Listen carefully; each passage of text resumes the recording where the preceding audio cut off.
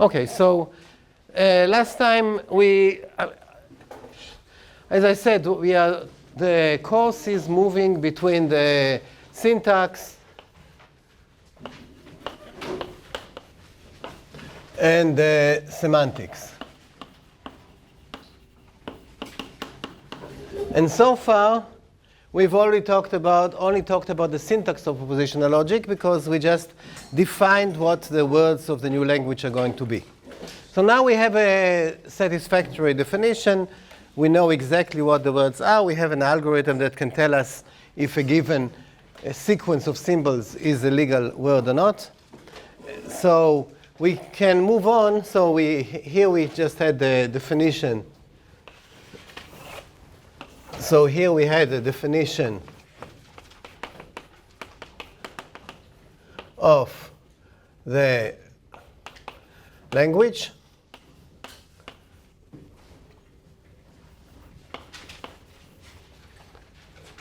And now we have an algorithm that allows us to check what belongs to the language or not. And now we want to turn into the semantics. And we'll keep going between them. That's not the end of the story here. So today we're going to focus or start talking about the semantics. So what is the semantic of propositional logic? The semantics is very simple. The semantics is based on, we have two. So the semantics is based on two what we call truth values.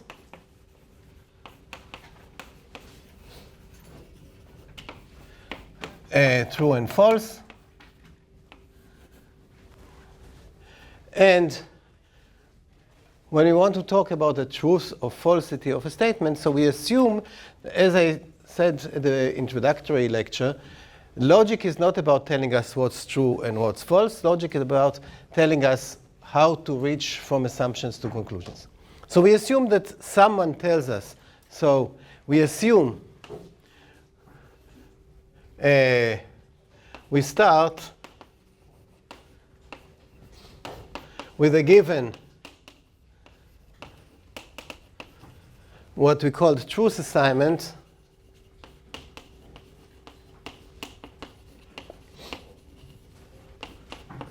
to propositional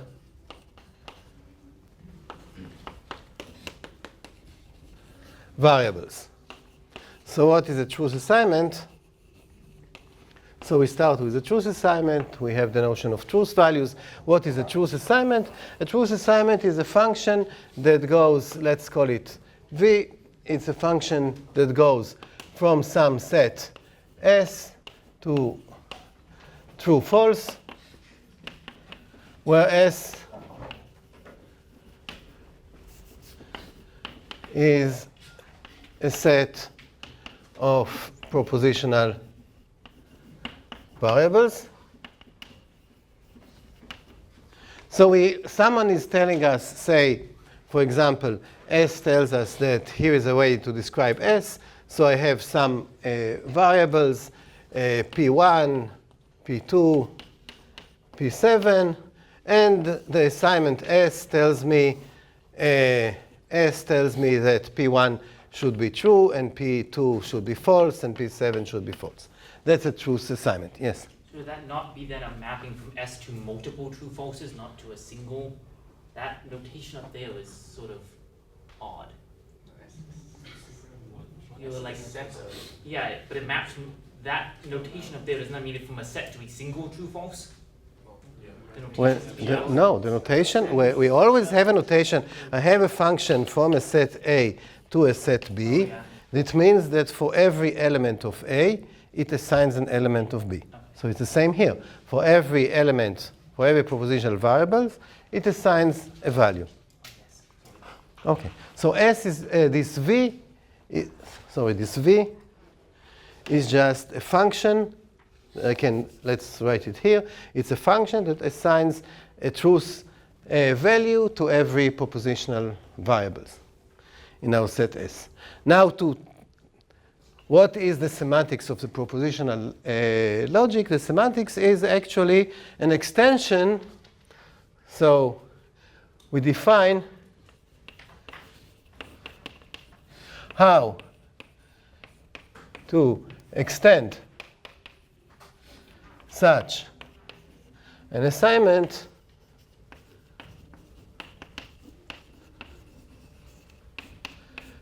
to assign values, truth values,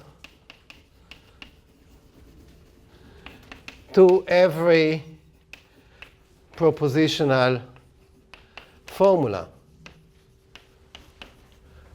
over S.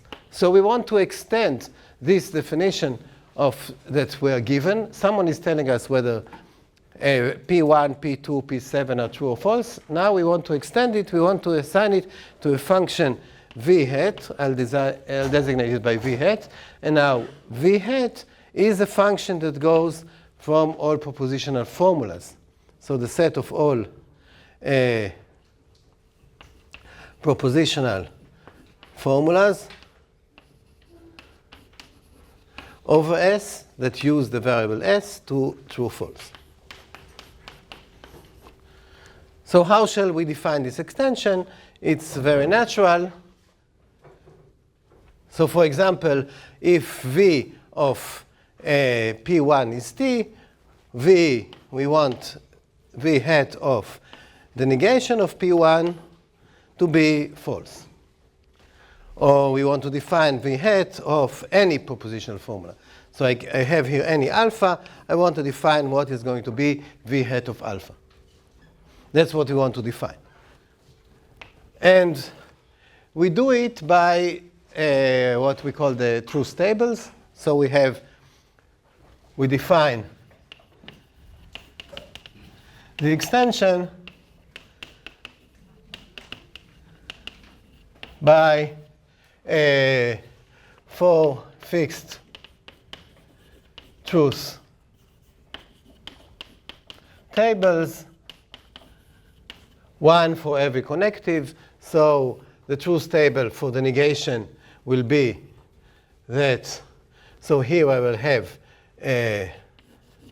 alpha, and here I will have the negation of alpha. And it tells me that if alpha gets the value true, the negation of alpha should get false. And if alpha gets false, the negation of alpha should be true. And similarly, the truth table for a wedge. So again, it involves 2 variables, alpha, 2 formulas, alpha and beta. And here I have to tell you what will be the truth value of alpha wedge beta. And it tells you that if this is true, and this is true, and this is false, we go over all possibilities, false, false. And we go over all possibilities, and it tells us what should be the truth value for this formula. This is going to be true, false, false, false. And similarly, the truth table for, if I don't want to rewrite everything, I can add it here, the truth table for alpha v beta, and the truth table for alpha arrow beta. So this again, for alpha v beta, it's going to be true, true, true, and false. And here it's going to be true, false, true, true. So this is kind of a fixed, this arbitrary, somewhat arbitrary decision. This is the way we are going to interpret our connectives. So before we continue, just one word about what does it mean that we chose this interpretation of the connectives. So as we can easily see, it means that the right angle is interpreted as the negation. It means that the wedge is interpreted as n. So this is true if and only if both of them are true. So alpha and beta is true if and only if both alpha and beta are true. Similarly, we can see from this table that this interpretation of V is O, because this is true if and only if one of them is true. So is it the exclusive O or the inclusive O? Which O is it? Is it the O that says A or B but not both? Or it's the O that says A or B or both of them? Yes? It's inclusive. It's inclusive. It's A or B or both of them. In all cases, it'll be true. The only one that really needs more attention, which is kind of not very intuitive, is the one for the implication. So the problem is that when we talk about implication in English, when we say alpha implies beta, we usually have some kind of causal relationship in mind. Whereas here, the way to read it is that alpha arrows beta is true. It is kind of a promise. I make you a promise that if alpha will be true, then I will make beta true.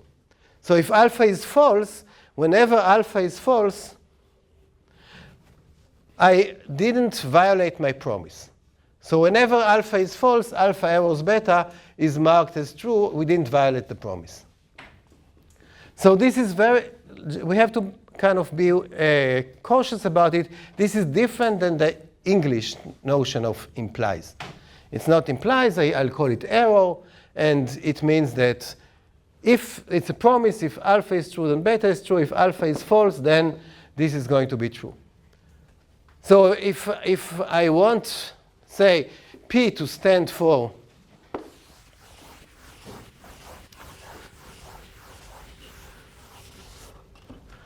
if I want P to stand for today is Monday, and Q to stand for the moon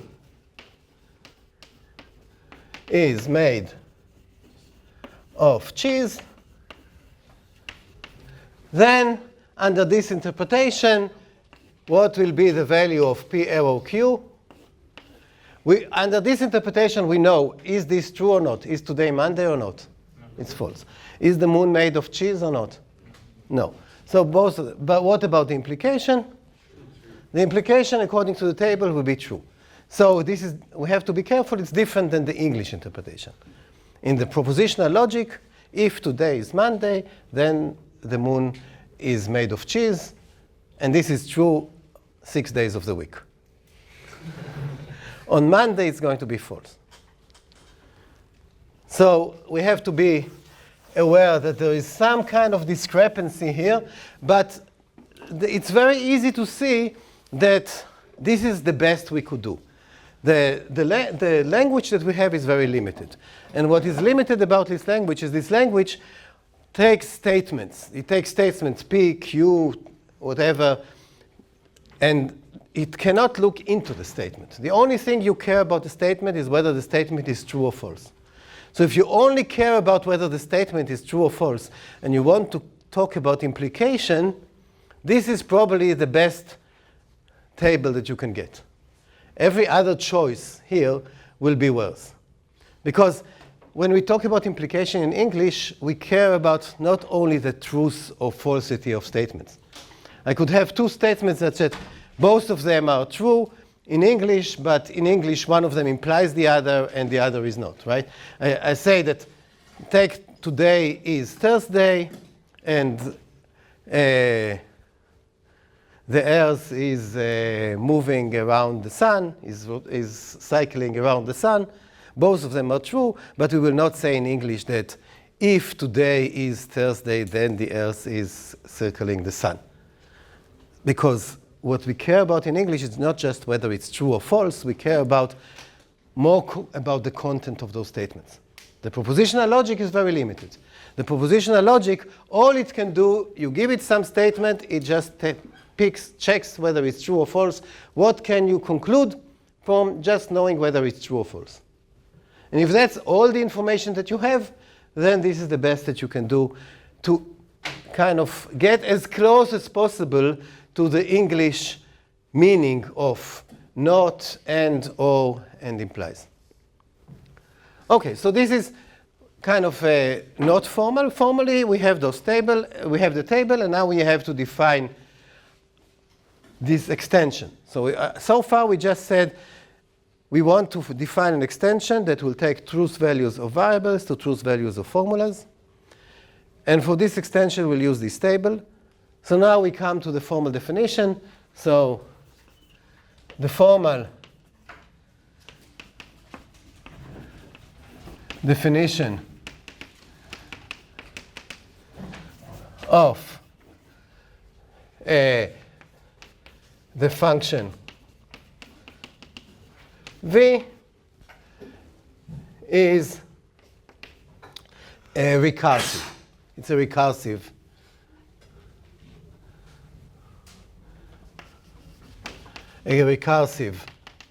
definition. It goes like this. So the first step is that, so we are given v, we want to define the extension v hat. So we say that v hat, case 1, if alpha is a propositional variable, then v hat of alpha equals v of alpha. Right? And then we define for each of those connectives, if alpha equals neg beta, then v alpha equals false if v hat beta is true, and true if v hat beta is false. And so we define each of those cases.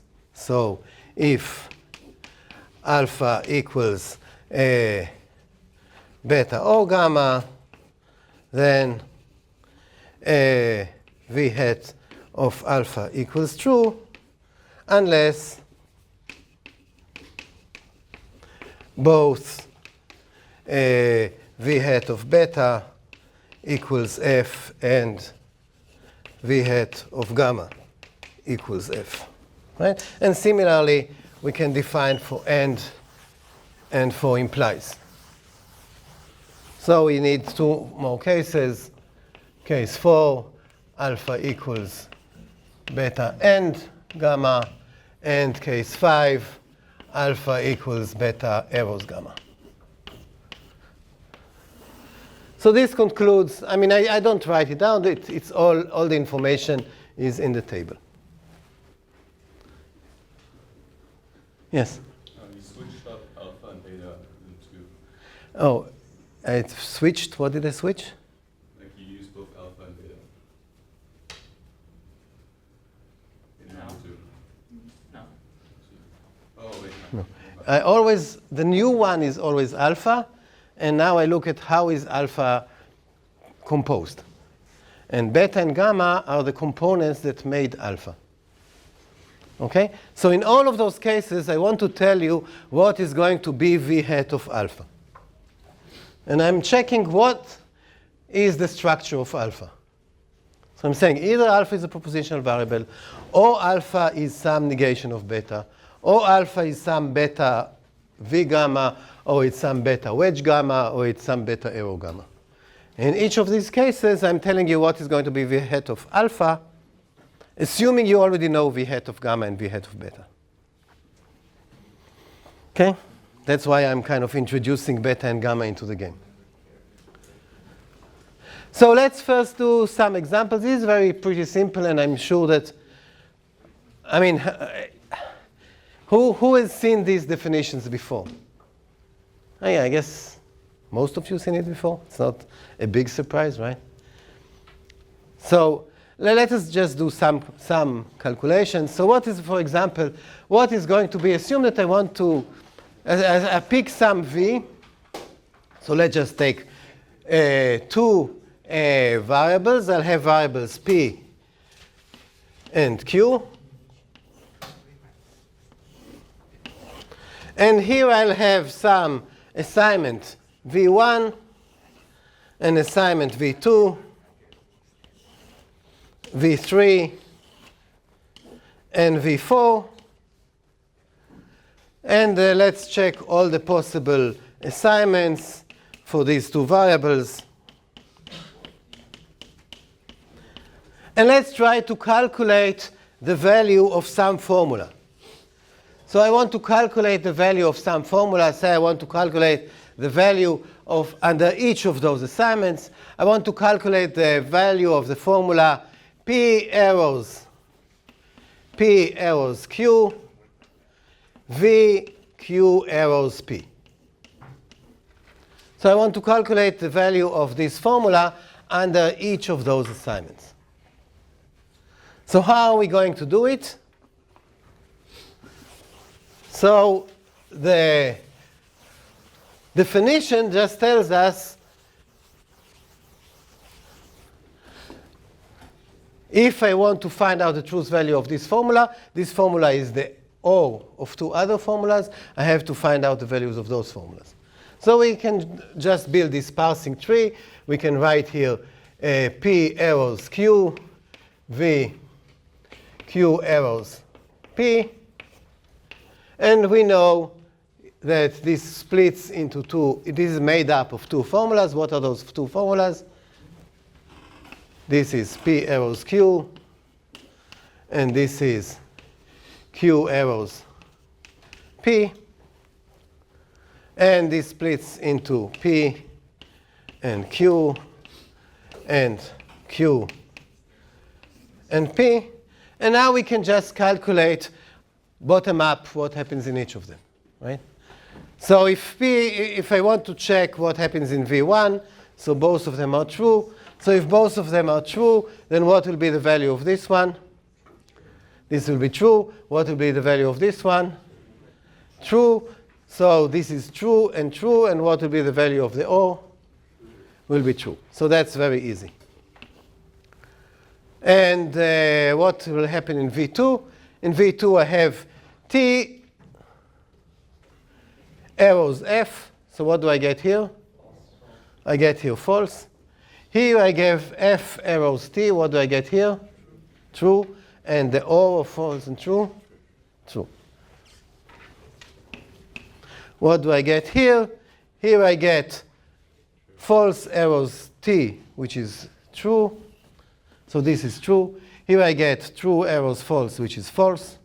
I have true or false. I get here T.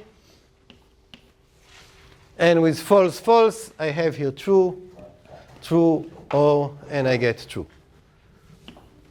So this rules allows me to calculate backwards once I have the construction tree and figure out what is the value for alpha. Is it clear enough? I mean, this is the present, the gift points that you get in your exam. I give you some formulas, some assignments, and ask you what will be the truth assignment. So this should be very straightforward. But note, first of all, note that this is not according to our English usage. Because here we said that no matter what, P and Q are two statements, no matter what they are. If I tell you either statement P implies Q, or statements Q implies P, it's always true. So it turns out that in this funny semantics, for every two statements, A and B, the statement either A implies B or B implies A, one of them is always true. I mean, the O is always true. Where in reality, of course, we can easily think of two statements and none of them implies the other. But that's what this semantics tells us. OK, so before we move on to more semantic notions, there is one question that you should be asking at this point. If you are a skeptic, as I wish you are, and don't buy anything that the professor tells you, what should worry us at this point? Yes? It's not clear and this is well-defined. Yeah, it's not clear. Very good. It's not clear that this is well-defined. Is it really well-defined? So what do I mean by is it really well-defined?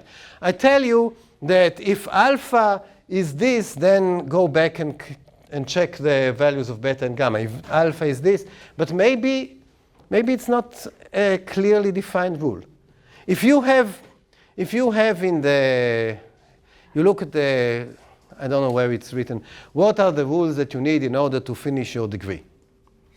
And they tell you that you need to take CS, I don't know what, 245, or CS 360, and CS 241. And now there are, okay, so this is my alpha. But the question is this beta and gamma? Or is it this beta or gamma? There are two different ways to take this sentence in the syllabus and try to interpret it. And each of them can give rise to a different calculation of the value of alpha. Right? You can think of a situation where one of them will be true and the other will be false. So that's exactly the well-definedness, the question that you picked, right? That it's important to know, how are we guaranteed that this is well-defined? So we want to avoid such ambiguities, and that's a very important issue. So we want to ask ourselves, why is it well defined? And for that, we need kind of another syntactic result. So we are defining the semantics, but it is based on our clear definition of the syntax. Okay, so here is a lemma. For every well-formed formula alpha, exactly one and only one of the following options or statements hold.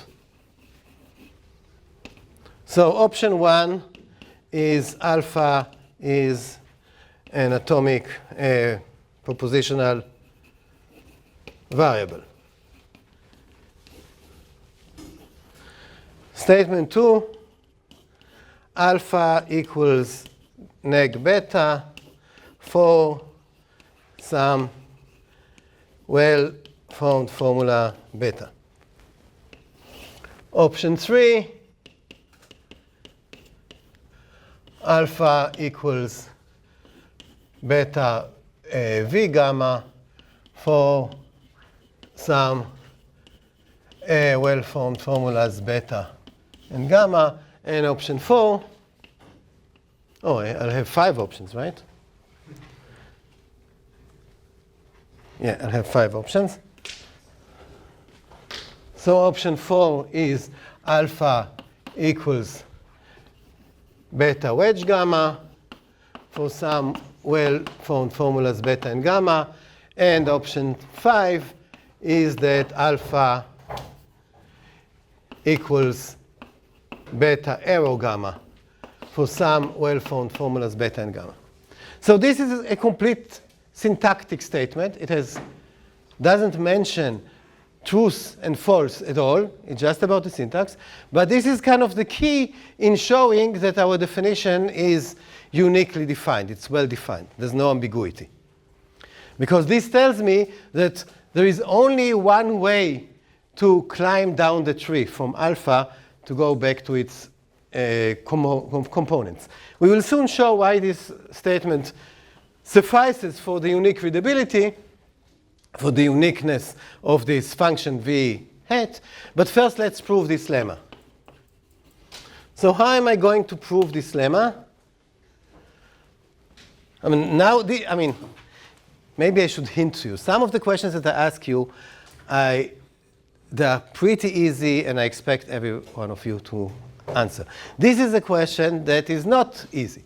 It is just trying to see if there's anybody who comes up with an idea, and it's completely okay not to come to see. You have an idea how to do it? Could it be generalized induction? Yeah, that's a good, always a good question, a good answer. That's always a good answer, but I wonder if I can do it by generalized induction, because I had another proof in mind. I'll tell you what. Okay, let's follow his idea and see where we get stuck, because I think it's instructive. Okay, so assume we want to do it by generalized induction. Okay, so let's try and do it by generalized induction. See where we need to work a little bit more. The problem is that, let's see what the problem is.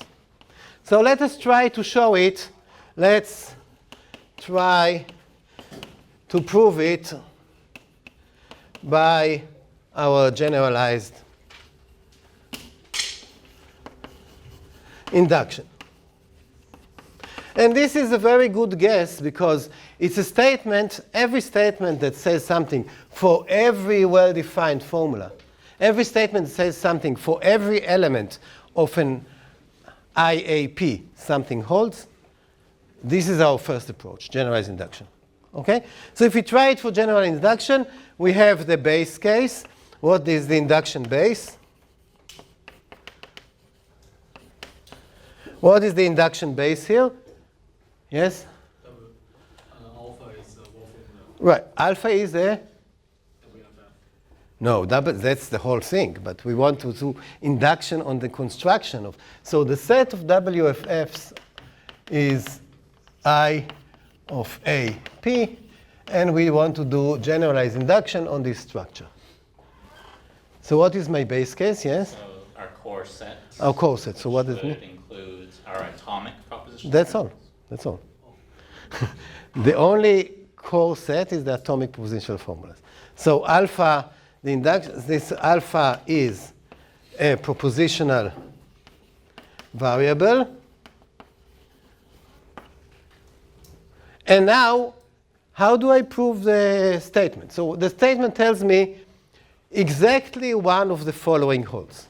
Since this alpha is a propositional variable, I already know that option 1 holds. What do I still need to show you in order to justify the statement, to verify the statement? Yes? That doesn't hold for the rest of Yeah, it doesn't. None of the other statements hold. So clearly, statement 1 holds for alpha, but we still need to show that none of the others does. And why is that the case? Alpha is a propositional variable. Why can't it be that alpha is the negation of some beta? Yes? By definition, every propositional variable is a character and maybe is an index. So why can't it be? Because a parenthesis is not a valid character. Right. So they're all kind of we're completely in the syntax. So we can say, every such formulas in each of those cases has more than one character. Such a formula has at least 1, 2, 3, 4 characters. Such a formula has at least 1, 2, 3, 4, 5 characters. So every other option has more than one character. And our alpha is a propositional variable. It's only one character. So therefore, it cannot be any of the other statements, just by counting characters. Or by saying each, as you were saying. Every other one starts with the left bracket, and a propositional variable doesn't have a bracket. So from completely syntactic reasons, we know that none of the other cases hold. OK, so we overcame the base case. Now let's do the induction step. So I think your idea will work of generalized induction. Now I'm getting convinced that this is also a good proof. That's not what I initially had in mind. Okay, so now the induction step.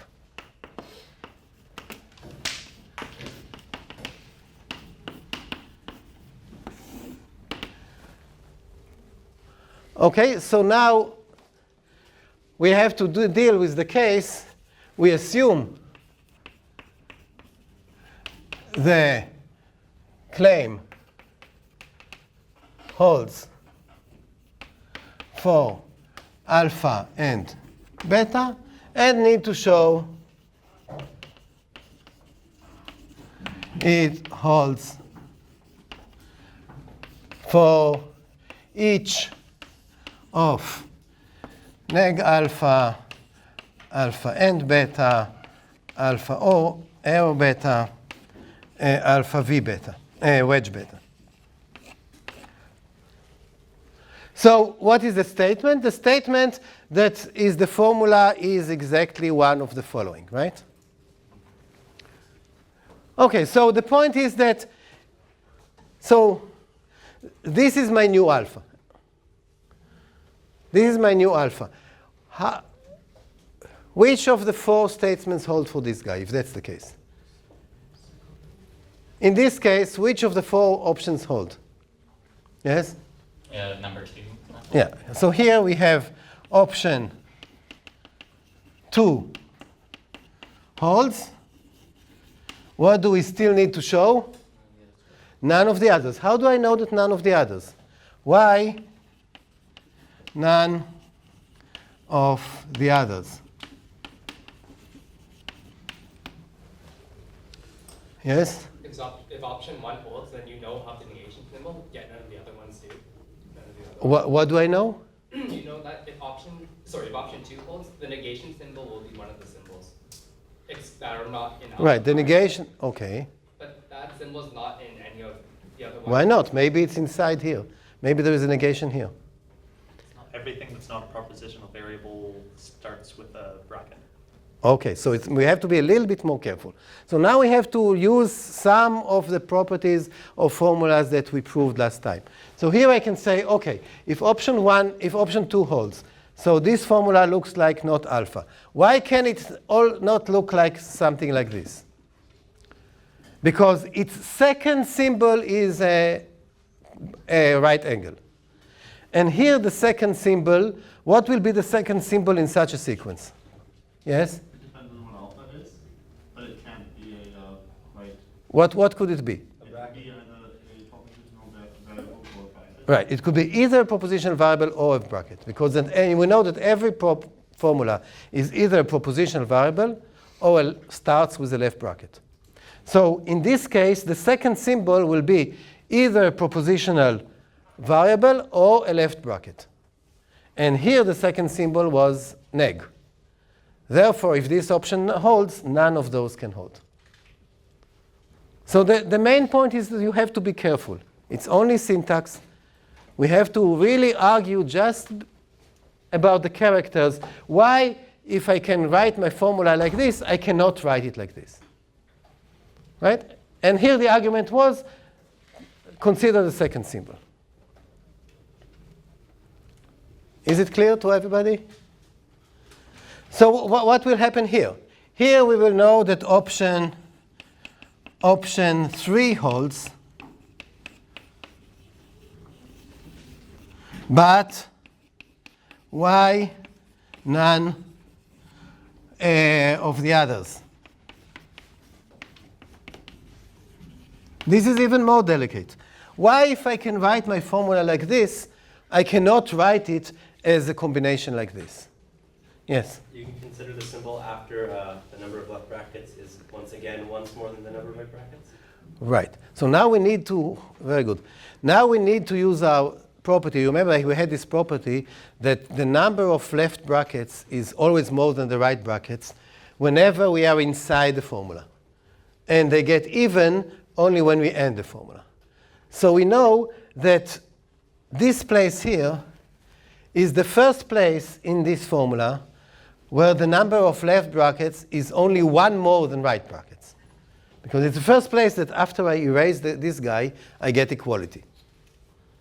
So it's the first place where the number of left brackets is just one more than right brackets, is here. So in this first place, the next symbol is V. If I also had this decomposition of my formula, then in the first place where the number of left brackets is only one more than one bracket, the next symbol will be different. So the point is that we cannot run into this situation where I have A, O, B, and C, and I don't know how to parse it. Where is the main split? Because we know where is the main split. The main split is when we get the number of left brackets, just one more than right brackets. So it is well defined. The next split, I look at my sequence. This is a sequence of symbols. I check when is it the first place that, ignoring the first bracket, I get equality, and what is the next symbol. Since this place is well defined, the next symbol is defined. So if it's this guy, it cannot be any of the others. Yes? Would we have to put some sort of condition in there to make sure that that symbol isn't a propositional variable? Because propositional variables don't have brackets.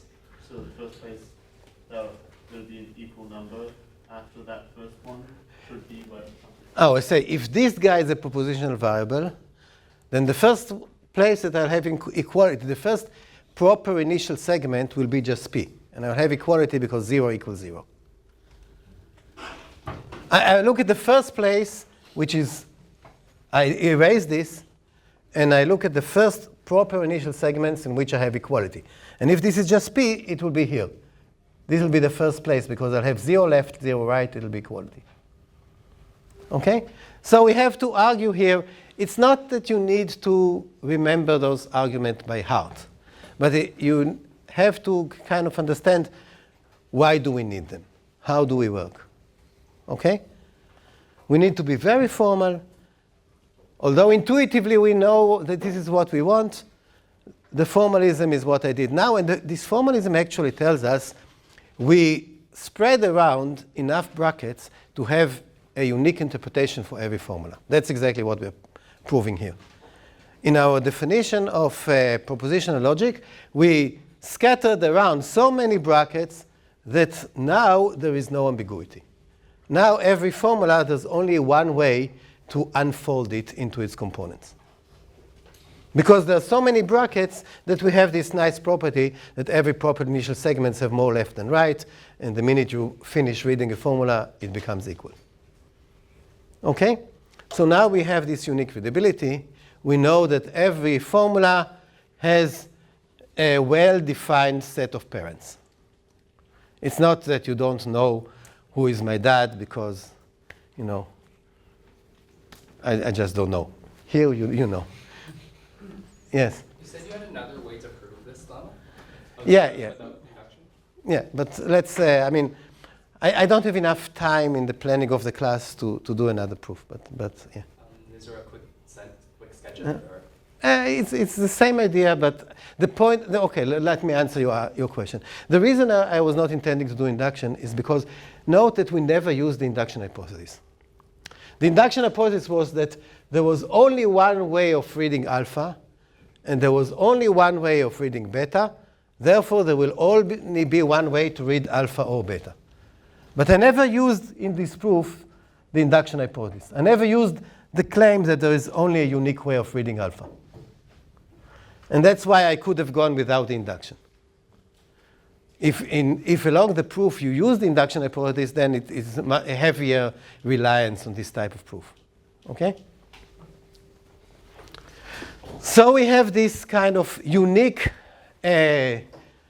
traceback or unique parsing statement.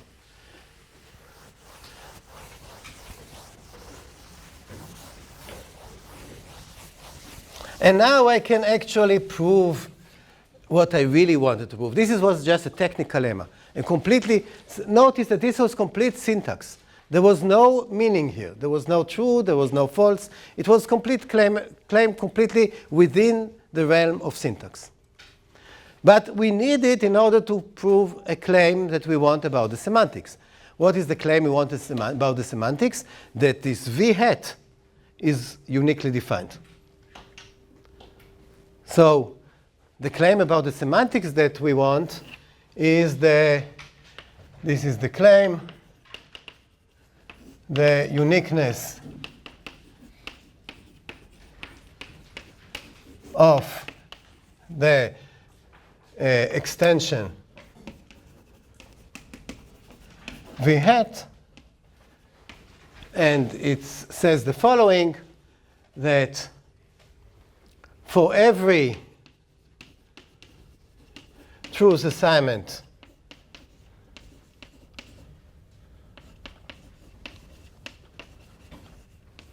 v and every well-defined formula alpha, there is only one value for v hat of alpha that is consistent with our definition of v hat. We defined v hat recursively. We said v hat of alpha is defined by v hat of its parents. Now that we know that there are unique parents, we can show that the value is uniquely defined. You see, this is a statement about the semantics. Say our semantics is uniquely defined. What we did there is just a syntactic thing, something about the construction tree for every formula, that going from a node to its children or the parents' formulas is uniquely defined. Okay, so here we will use induction, because here we will need the induction hypothesis.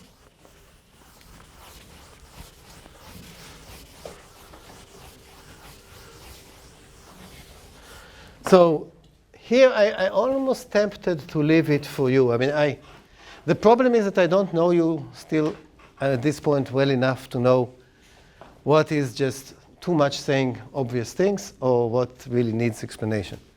So here the proof is this time really essentially by generalized induction. So let me be quick about it. So we have, whenever we do generalized induction, we have a base case step, and we have the induction step. The base step is alpha is some propositional variable, and we defined, in this case, v hat of alpha to be v of alpha, so it is uniquely defined. So it is unique. And then we have the induction step.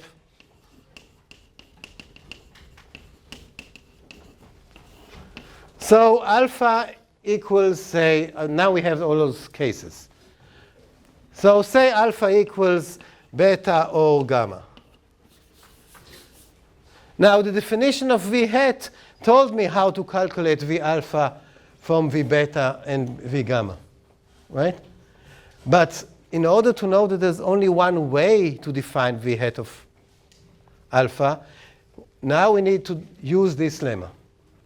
So therefore, by the previous lemma, there is no other way to parse alpha. That was one and only one of the following options also that we had here. And now, why does it tell me that v hat of alpha is unique?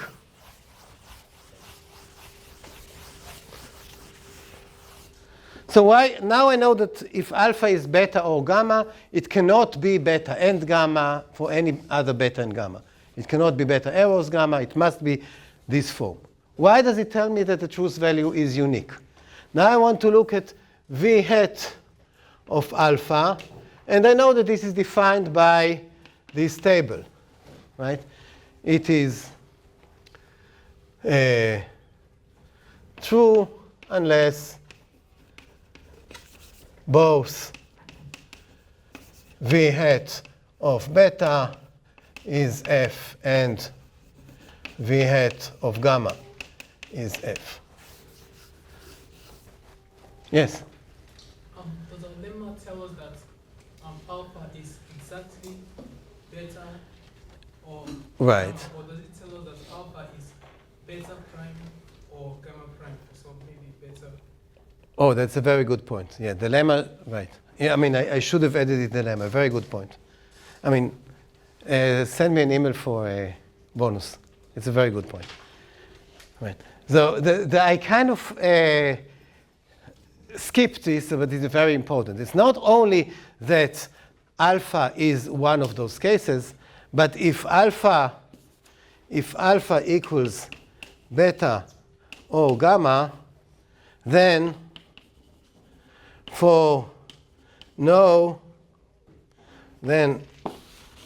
whenever for every beta prime, gamma prime, if alpha equals beta prime or gamma prime, then beta equals beta prime and gamma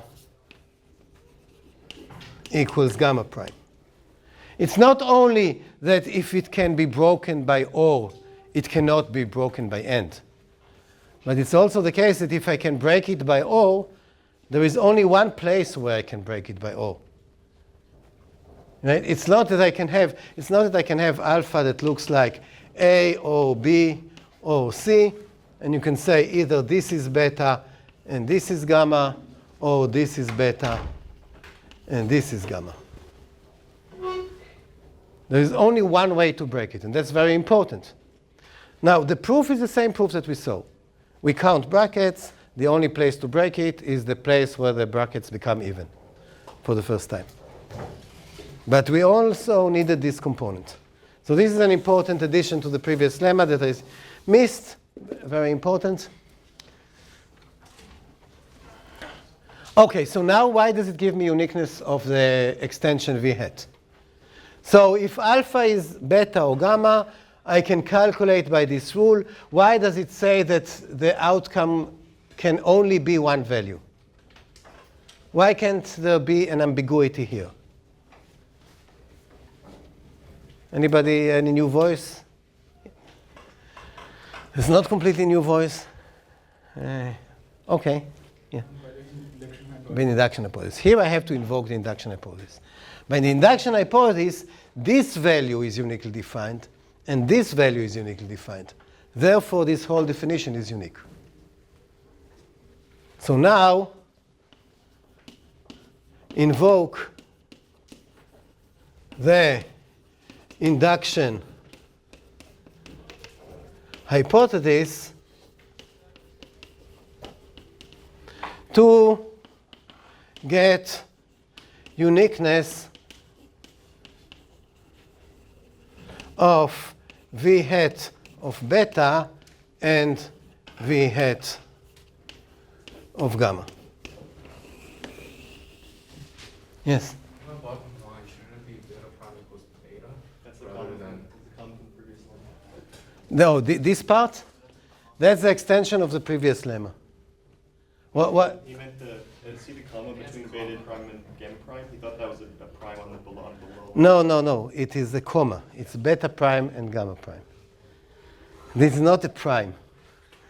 Okay. This reminds me that I was once when I was a TA, I was guarding, proctoring an exam. Anyway, the students go to the washroom. Of course, you cannot prevent them from going to the washroom. And it was an exam in linear algebra. Any of you already took linear algebra? So, in linear algebra, you solve some equations.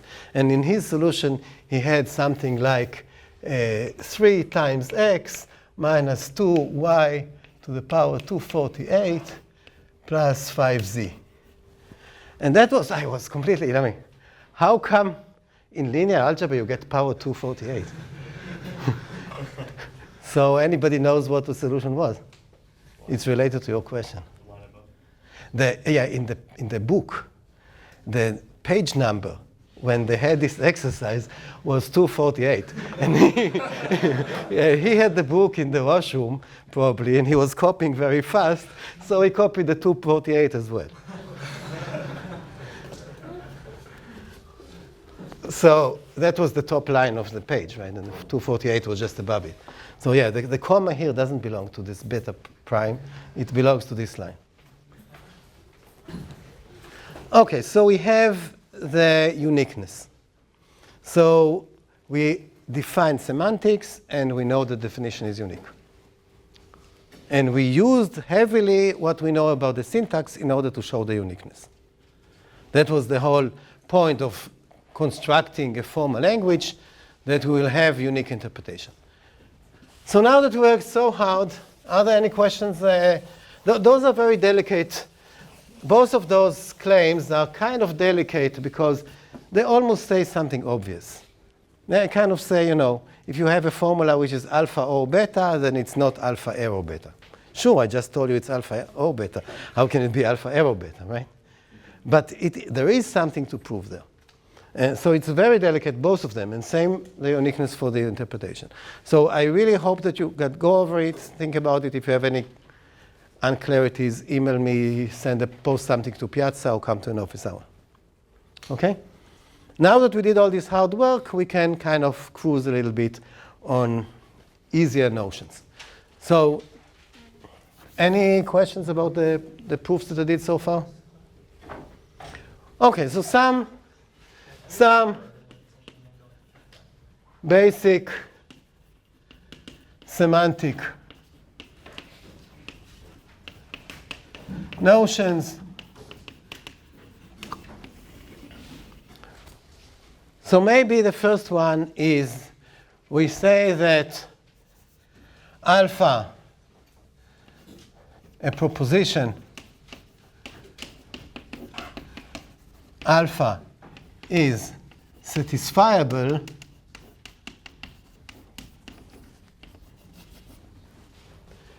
if there exists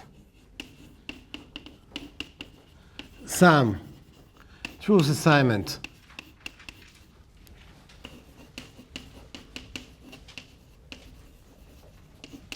V such that V hat of alpha is true.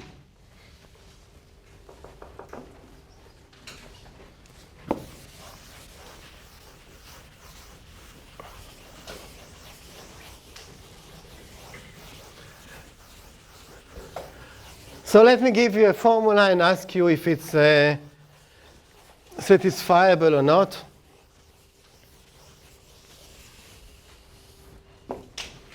So let's look at the formula P O Q or Q arrows P and not Q. Is this alpha? This is my alpha. Is it satisfiable?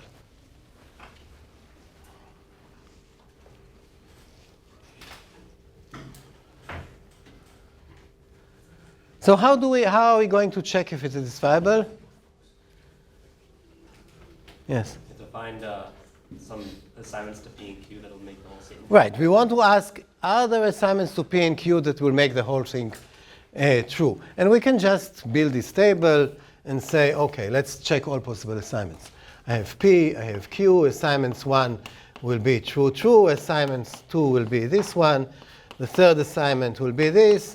These are the only assignments. What? You're missing brackets around the negation. I'm missing brackets.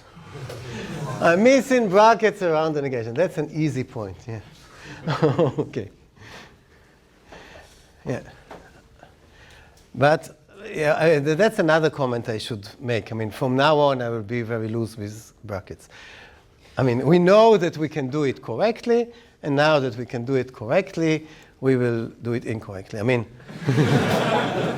it's like, I don't know, I mean, I don't know how much you know about painters like Picasso, right? So he paints women that look like something like that, but you can see that at the beginning he first showed that he could really paint nicely whatever you want, and does it out of choice and not out of impotence. Okay, so these are all the possible options for P and Q, and now we can check what has happened to P or Q, and we can check what has happened to not Q, and we can check what has happened to P and not Q. And now we can calculate for all possibilities what will happen to alpha. So in this case, this will be true, this will be false, this will be false. So what will happen to alpha? Alpha will be false. And I can just check them one by one. So anybody found the assignment that will make it true? Yes? False, false. Let's see. False, false, then this will be false. And this will be true. And this guy will be false. And how I have false arrows false, it'll be true. Right. So there is an assignment that makes it true. So that's the most basic notion, a satisfiable assignment. Can you give me a satisfiable formula? Can you give me an example of a formula which is not satisfiable? Yes? I think I may be wrong. I want to say P implies not P, but probably won't. Which one? I want to say P implies not P, but Oh, wait. What happens with P implies not P? Is it satisfiable or not? Yeah, it is satisfiable if P is false. Because if P is false, it implies everything. Yes. Yes, what do you want? P and not P. P and not P. Right. So this is satisfiable. But P and not P is not satisfiable. Because if this is true, then this is false, and the whole thing is false. If this is false, then this is true, and the whole thing is false. Okay? So this is completely trivial. I mean, this should be another kind of bonus question in the exam. But this trivial thing, amazingly, involves the most important open problem in computer science.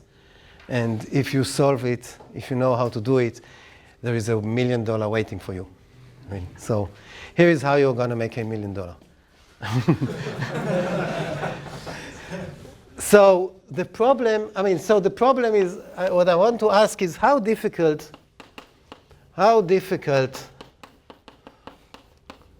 is it to figure out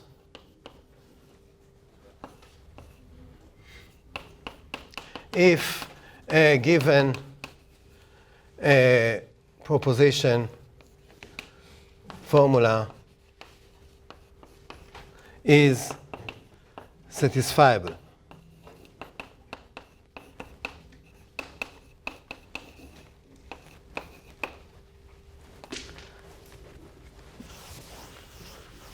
And what do I mean by how difficult is it? So if the formula has length, say if it has n symbols, how much computation do I need in order to decide it? Yes? If you need to try every possible combination, you need 2 to the n. Yeah, if I'm going to do it brute force, if I'm going to do it brute force by a table and all possible assignments, so if alpha contains n variables, say P1 up to Pn, and we wish to check by writing the complete truth table, we need 2 to the n rows in this table, because I have here P1, P2, all the way to Pn. Then I want to compute alpha, and I have to go over all options from all of them being true, then true, true, true, f, all the way up to f, f, f, f, and there are going to be 2 to the n many rows, right? So if I want to calculate the full, if the only way to check whether a formula is satisfiable is to do an exhaustive search over all possible truth assignments, the time that it will take me is proportional to 2 to the number of variables, 2 to the n. And for big formulas, that becomes a lot of work. And there are some situations in real life where we do want to check real formulas whether they're satisfiable or not. So the big question is, can it be done? Can it be done faster? Or in other words, is there an algorithm that you will give the algorithm any formula, and it will spit out the answer whether it's satisfiable or not, without taking time 2 to the n? For every formula, it will take less time. So this is the big question. Anybody knows how this question is called in computer science? Yeah, this is the P versus NP question. So we will talk about it more later in the course. This is exactly the P versus NP question. If you find such an algorithm, then you solve this big open question, which is considered the biggest open question in computer science, if not the biggest open question in science in general. So although this is kind of kids' game, I mean, there's nothing here about uniqueness, unique readability, nothing. I give you a formula, satisfiable, not satisfiable, figure it out. If you can do it faster than in a table, then you make a big revolution in science. But we will talk about it later in the course. Just to mention, just to feel a little respect to these stupid notions. Yeah? Just to give a little feel of what's faster, I mean, so 1.99 to the power of n is faster, right? Yes.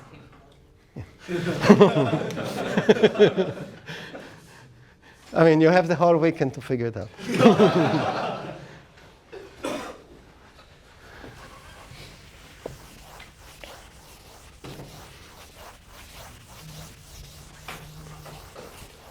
I just read a very convincing blog on my Facebook that the guy says that when we teach mathematics, we only teach usually the students, especially in school, about what is known in mathematics. We give them the illusion that everything is known in mathematics. And he advocates that whatever topic you mention, also mention the things which are unknown, because there's so many things that we don't know in mathematics. So I'm following his advice. And I'm saying, SAT is very simple. Here is something that we don't know.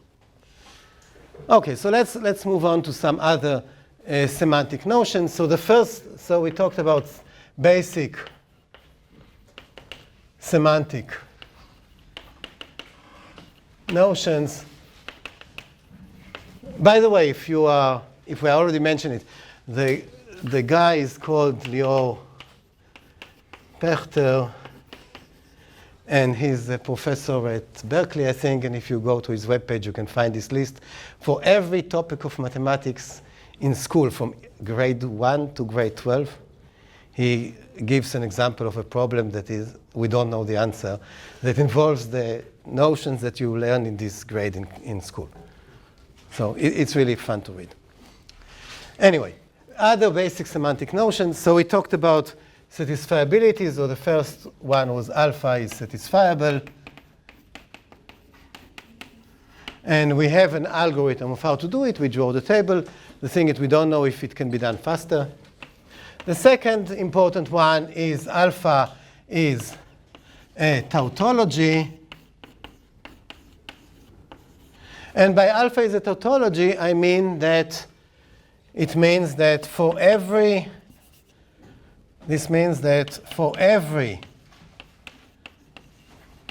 truth assignment to the variables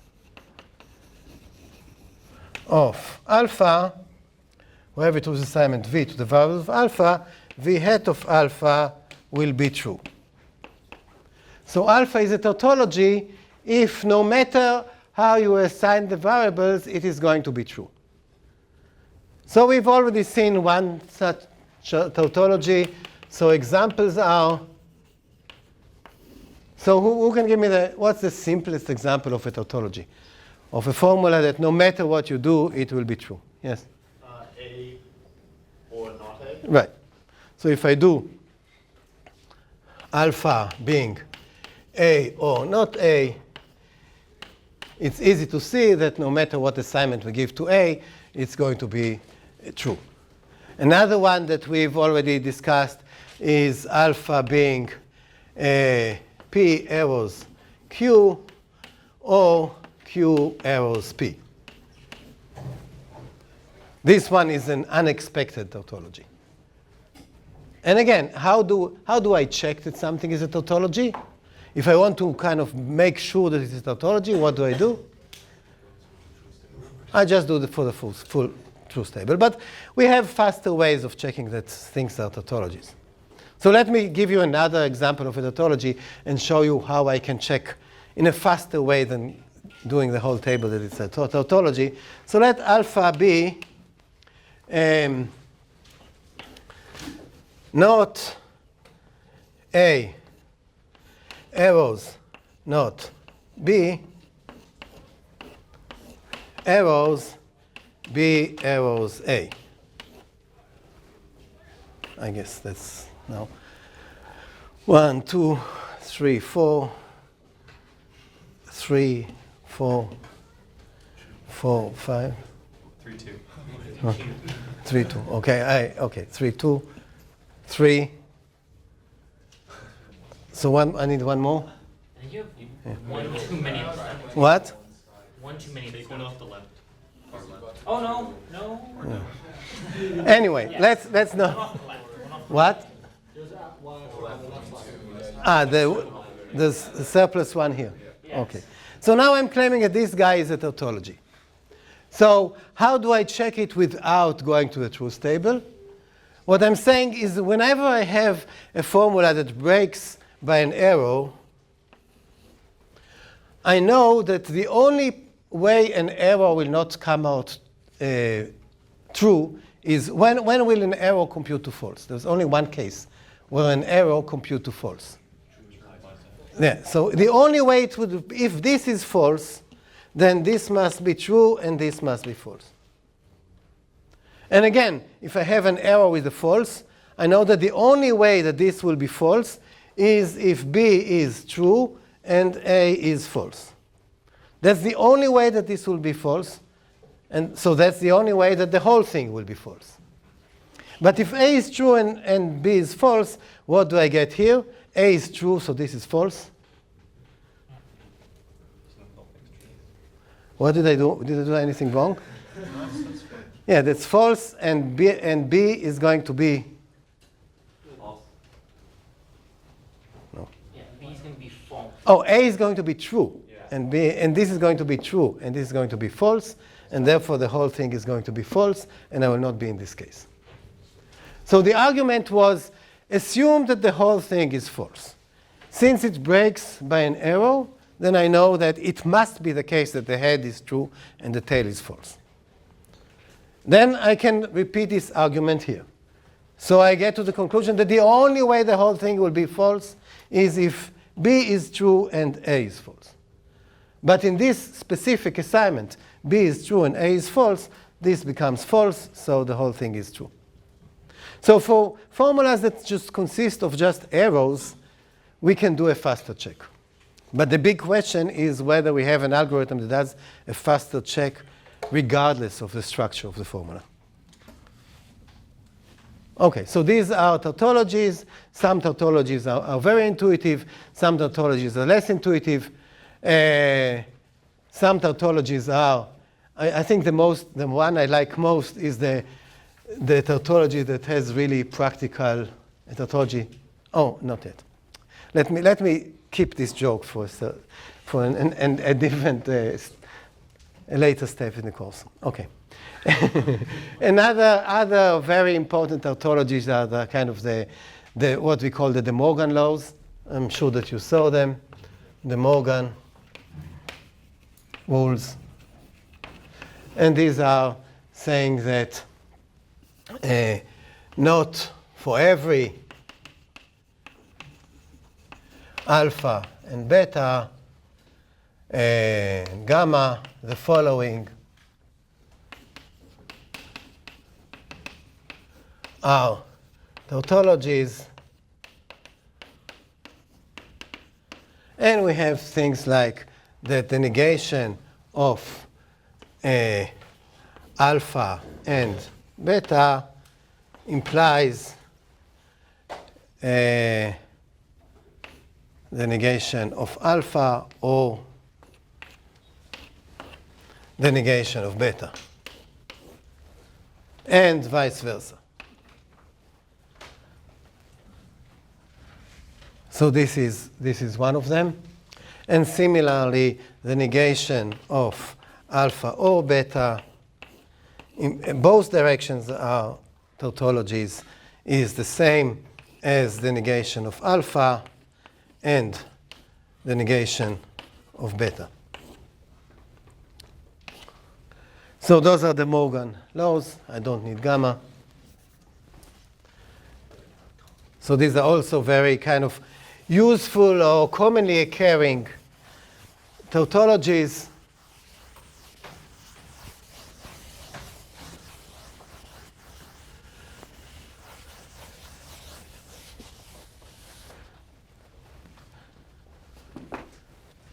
Right, so this can be thought of as the rule that we use when we argue by contradiction.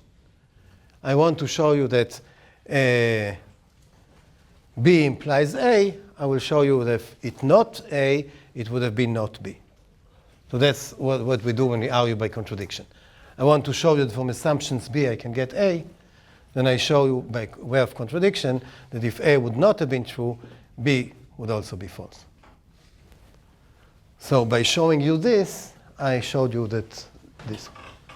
Right? So these are very common tautologies. I really trust, this is the point in the course that I do trust your common sense. That if I give you a formula and ask you if it's tautology or not, you'll think about it a little bit, use your common sense, know the answer. If you don't know the answer, you always have a safety net. What's a safety net? Write the table. And I will never ask you something with 100 variables, so you'll never need to write a table with 2 to the 100 many lines. Okay, so I think that will be all for today. Have a nice weekend, and send me emails and Piazza questions about the assignment.